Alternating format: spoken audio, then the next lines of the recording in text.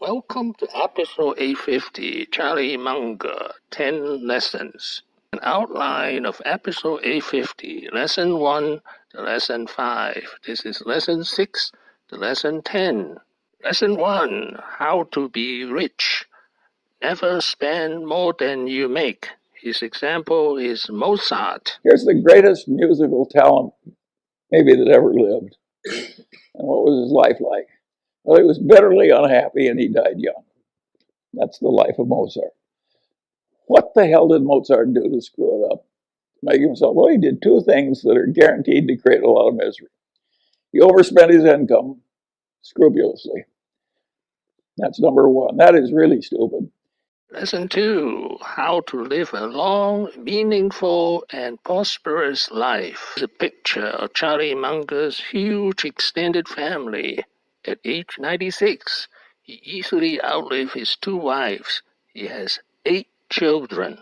There were a lot of questions today, people trying to figure out what the secret to life is, to a long and happy life. That is easy because it's so simple.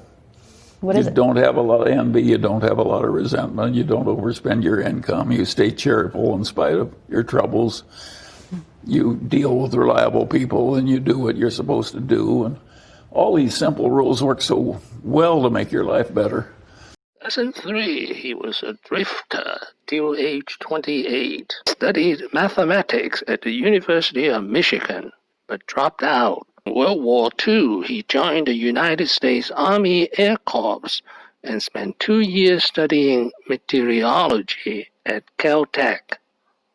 Then he got married, graduated from Harvard Law School. He was 24.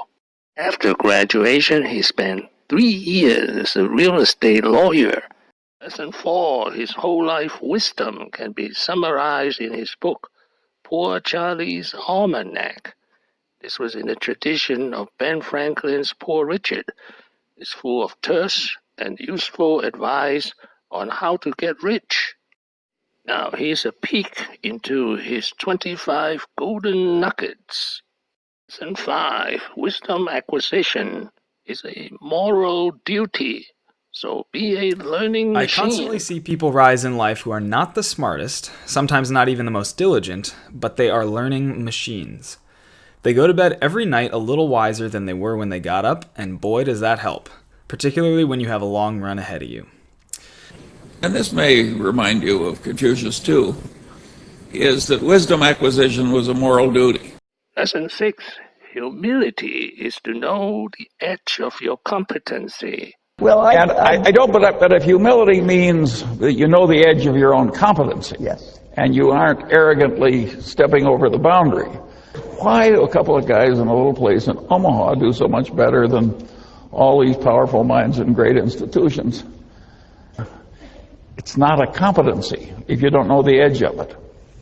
You are a disaster if you don't know the edge of your own competency. Lesson 7, only hang out with trusted people. A lot of people are wearing signs, danger, danger, do not touch, and people just charge right ahead. That's a mistake. Well, you can laugh, but it's still a horrible mistake. Lesson 8, the high road that is high morality is never crowded. Invest in honesty. Grant McFadden treats everybody right, the employees, the customers, everything. A man like that doesn't need a lawyer. And my father was trying to teach me something, and it really worked. I spent my whole life trying to be like Grant McFadden. And I want to tell you, it works. It really works. Peter Coffin is always telling me if the crooks only knew how much money you could make by being honest, they'd all behave differently. Lesson 9, reading is better than asking questions. A young man comes to visit Mozart. And he says, Mozart, he says, I want to write symphonies. And Mozart says, how old are you? And the man says, I'm 23. And Mozart says, you're too young to write symphonies. And he says, but Mozart, he says, you were writing symphonies when you were 10 years old. And Mozart says, yes, but I wasn't asking other people how to do it. Lesson 10, his contribution to Berkshire Hathaway. If you look at Berkshire Hathaway, Think of its founding businesses: a doomed department store, a doomed New England textile company, and a doomed trading stamp company.